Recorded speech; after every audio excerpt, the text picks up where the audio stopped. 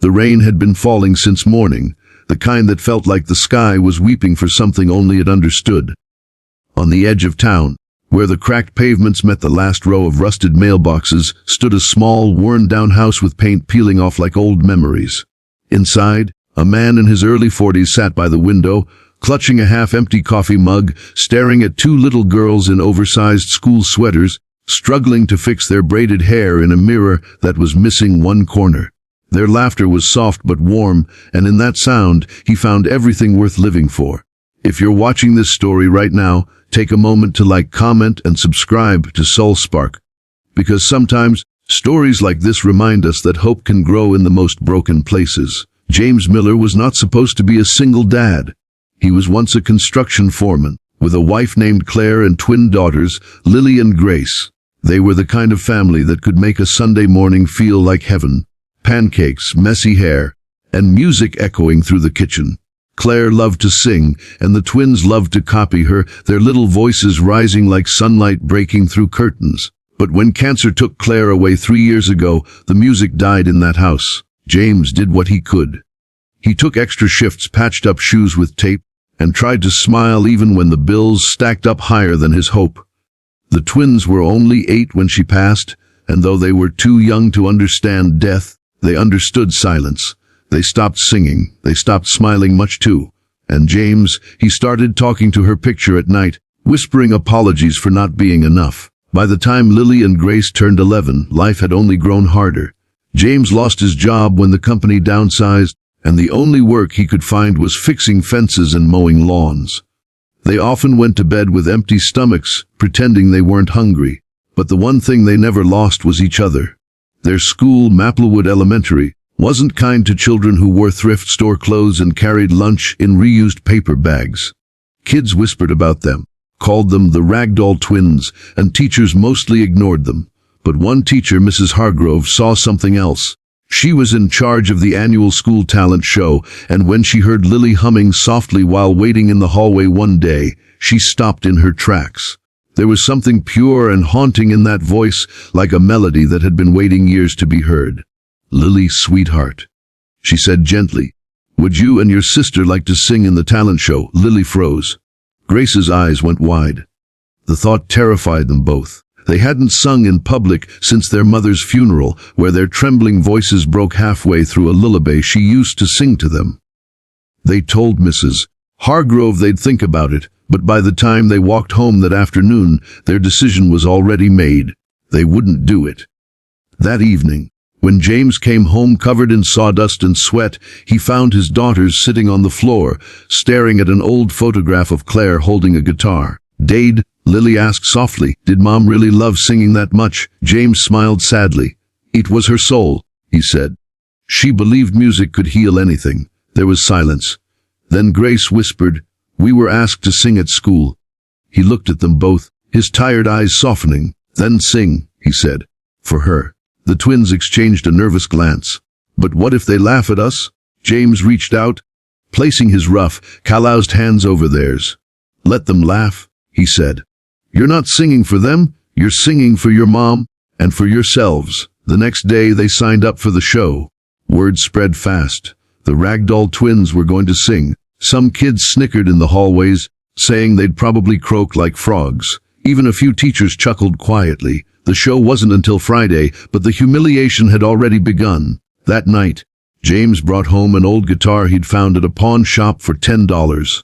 The strings were rusted, and the body was cracked, but when he strummed it, the sound filled the little house with something almost magical.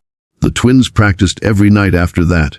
Their voices trembled at first, unsure and shy, but slowly they began to blend. Lily's voice soft and breathy, Grace's strong and clear. Together they found harmony. Together they found healing. On Friday evening, the school auditorium buzzed with laughter and chatter. Parents filled the seats, kids waved signs, and the twins waited backstage, their hands locked together, trembling. James sat in the back row, wearing the only clean shirt he owned, his heart pounding with pride and fear.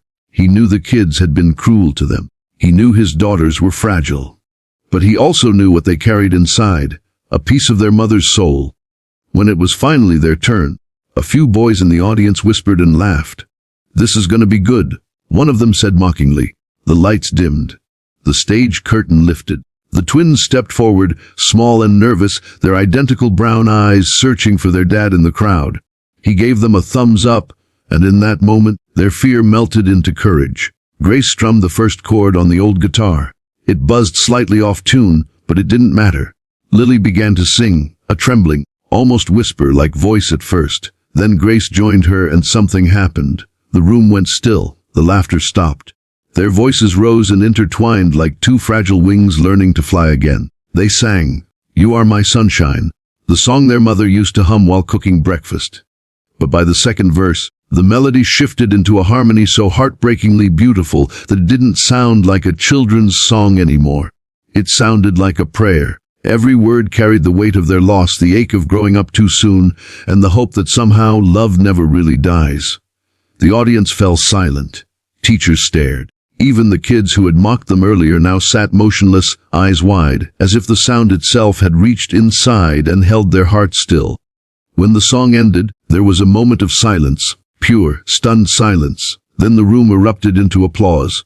People stood clapping and cheering, some with tears in their eyes. James didn't clap. He just sat there, hands trembling, eyes wet, whispering, "That's my girls." After the show, the twins ran into his arms, both talking at once, tears streaming down their faces.